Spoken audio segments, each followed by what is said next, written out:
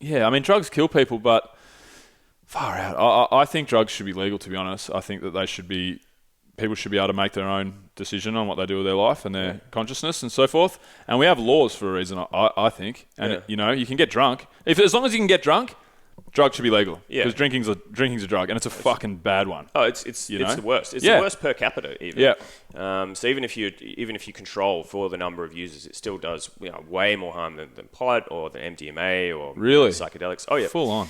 Yeah, this is no. I agree with you. Broadly about sort of legalization. I mean these, and it's not to say, look, if someone gets high and then goes out and commits a crime, well, yeah, charge them for committing whatever crime they did. That's right. But most illicit drug users, 90% plus, are non-problematic. It's the same proportion roughly for problematic drinkers. It's 1 in every 10 will have a problem. Yep. But we don't ban drinking because that 1 in 10. We have restrictions around who can buy it, when you can buy it, and et cetera, et cetera. But but in a lot of countries, you go to Italy or France or whatever, you can get booze any time of day, anywhere.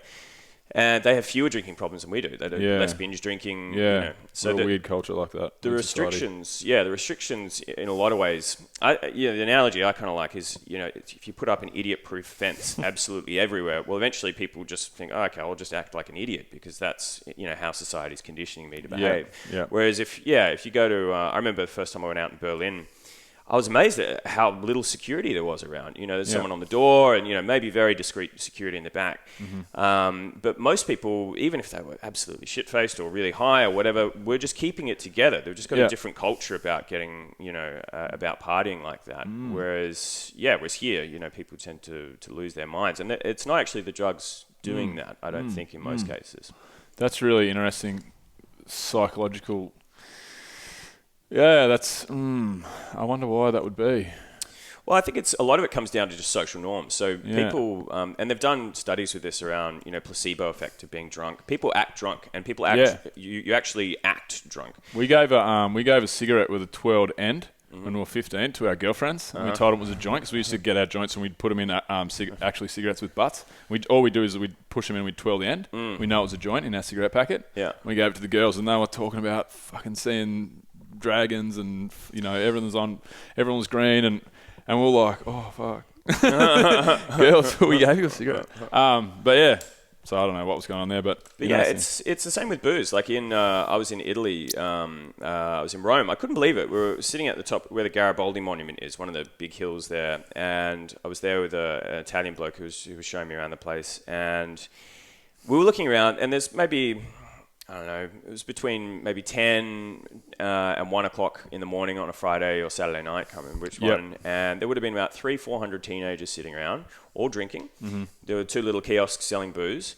Didn't see one fight, didn't see one person throwing up, not one broken glass. Because in Italian culture, it's just not cool to sit around and smash drinks. It would be like going, hey, let's go smash some espressos. Let's line up 10 espressos and shoot. Like people would just go like, what are you're an idiot? Like, what are you talking about? Why would you do that? So the culture just has different, attitudes to, they'll drink, they drink a lot, over the course of a week or whatever, but they don't get out of control. Yeah, Australia are bad like that, aren't we? I went to, where was it? Brisbane. It's the main street in Brisbane. I forget what it's called. I was just there for a sporting event 3 years ago, and we went out. My mates won the national championships at weightlifting, and we went out and had beers or whatever. And walking the street, I forget what it's called, but it's like the main drag in Brisbane City, and it's like 500 meters, and there's like bars, or it's maybe like a kilometre, I don't even know, but it's like bars on each side, and all on the street there's stuff going on. But I walked through there, and I was like, where am I?